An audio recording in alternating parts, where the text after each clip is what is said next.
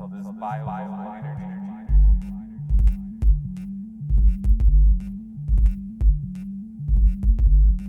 gives you somewhat of a better idea of your psyche. Obviously, we're all psychic. We send out signals to the front of our brain, and those signals in turn go out and they just travel.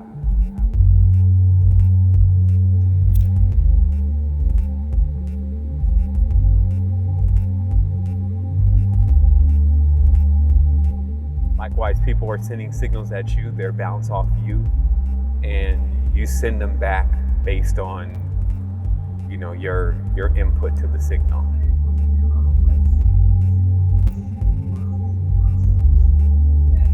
You have to be able to kind of center yourself at a certain point. It's like, it takes really no effort. That's the whole key to it. It's like, you're not actually saying, okay, I'm going to meditate, or I'm going to breathe, or I'm going to calm my mind. It's like one step even beyond that, and you just... There's one point which is just meditation, and it's like you're there and you're still, and the vehicle is almost like an idol. It's kind of even floating to a certain degree. When you get serious, the vehicle comes alive, and then it goes to where the biolocal connection that it's attempting to tap into actually is.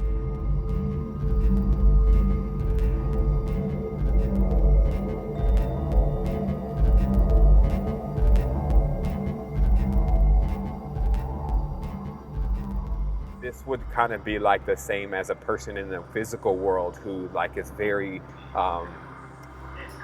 proficient and aggressive at getting the job done and getting their business taken care of, etc. But you're doing it internally. So you're not allowing them to put you on this kind of astral clock of infinity and okay, so you've accomplished self-peace or whatever they call it. Oh yes, I'm completely still, all this self, and smile goes on the face. This is not what we're talking about. We're talking about moving into that field and then zipping off from there to go and figure out what's taking place here and how we can help.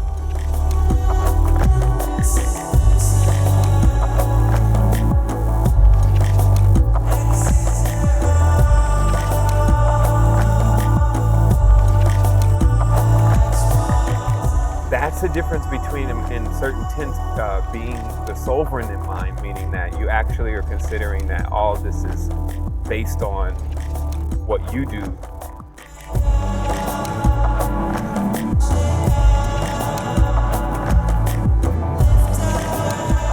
The reason why I understand that we're actually here is because we are children, whether we want to admit that or not.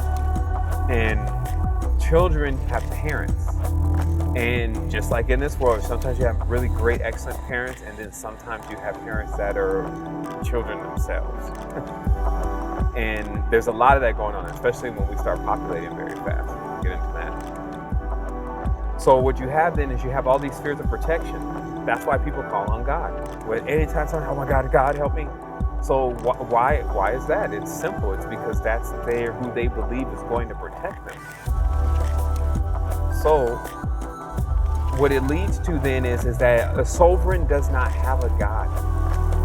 Because a sovereign is not waiting on something else to protect it. So it doesn't leave any gray areas in a sense. It knows everything to how it exactly exists. Now, we're not saying that there's not other beings and there's not other agreements you can make, but it's never done on a level where there's no communication. Meaning that any person that's ever utilized any kind of spiritual protection had full contact with the spiritual entity or whatever that they were getting that protection from. And generally that entity resided within them. That's kind of the whole agreement. You lease them space inside of your body. And obviously if they're too large, then it becomes almost like a takeover, especially if you open your doors to them. And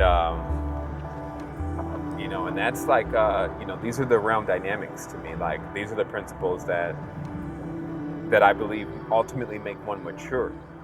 And then once you get to that point, then it's a full communication with nature, because Nature's still keeping like an immense level of information from, billions of years. The time that we would need to be able to recuperate our situation is basically stored within a cell on this planet. So you open up enough of these energies and you understand what they really consist of, and how to deal with them. You get more of yourself. You get more of your experience. Hopefully, you get to the point where you start breaking the envelope